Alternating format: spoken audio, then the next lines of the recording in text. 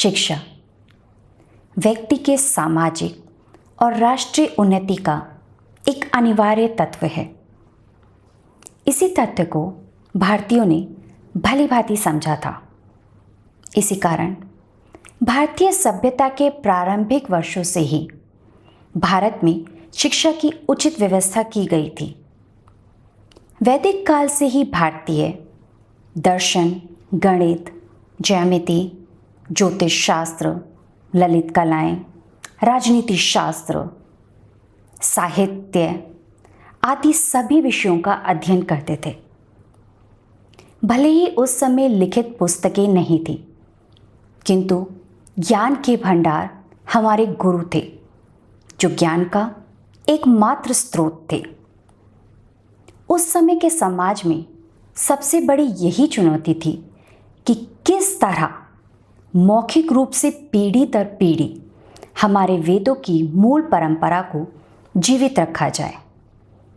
और हम भारतीयों ने एक विलक्षण उपलब्धि हासिल की कि हमने अपनी वैदिक सभ्यता को मौखिक रूप से लगभग 2000 सालों तक जीवित ही नहीं अपितु अक्षुण्ण भी रखा।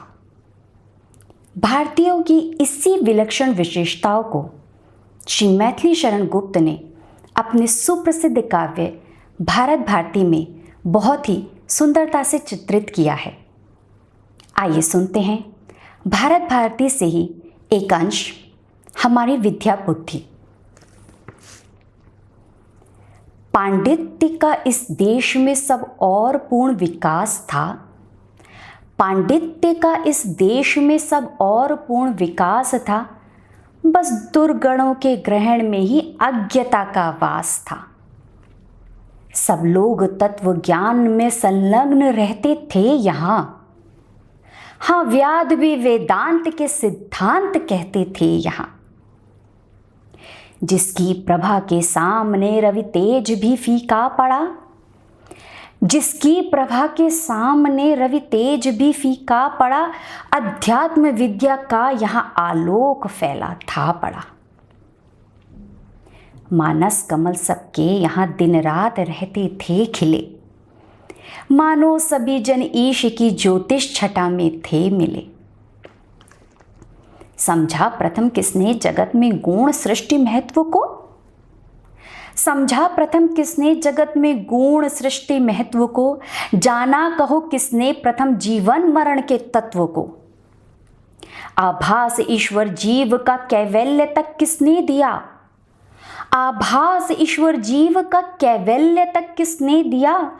सुन लो प्रतिध्वनि हो रही यह कार्य आर्यों ने किया।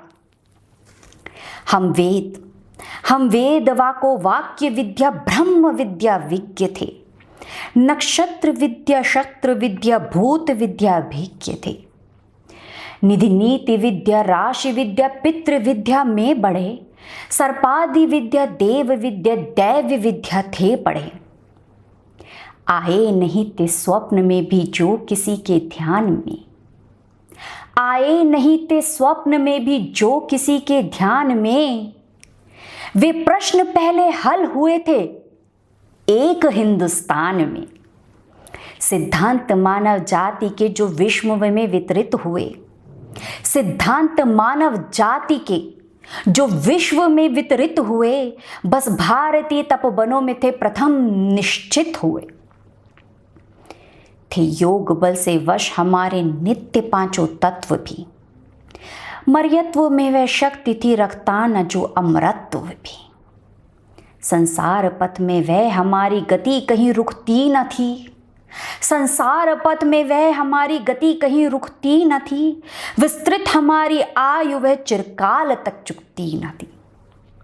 जो श्रम उठाकर यत्न से की जाए खोज जहां तहां, जो श्रम उठाकर यत्न से की जाए खोज जहां तहां। विश्वास है तो आज भी योगी मिले ऐसे यहाँ, जो शून्य में संस्थित रहे, भोजन बिना ना कभी मरे, अविचल समाधि स्थित रहे, द्रुत देह परिवर्तित करे।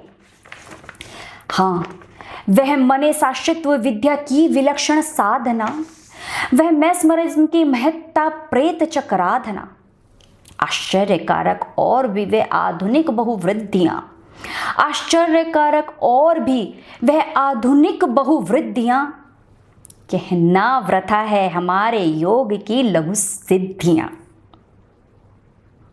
विश्व प्रसिद्ध हमारे वेद, आज पूरा विश्व हमारे वेदों के बारे में बात कर रहा है। इन्हीं वेदों के विषय में श्री गुप्त जी ने अपने इसी भारत भारती में भी कुछ पंक्तियां कही हैं। आइए सुनते हैं उनकी लिखी ये कुछ पंक्तियां।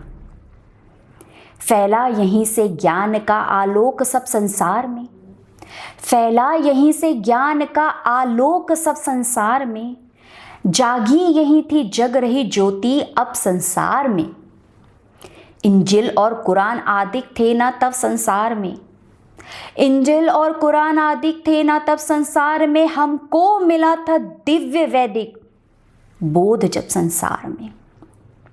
जिनकी महत्ता का न कोई पा सका है भेद ही, जिनकी महत्ता का कोई पा सका है भेद ही, संसार में प्राचीन सबसे है हमारे वेद ही।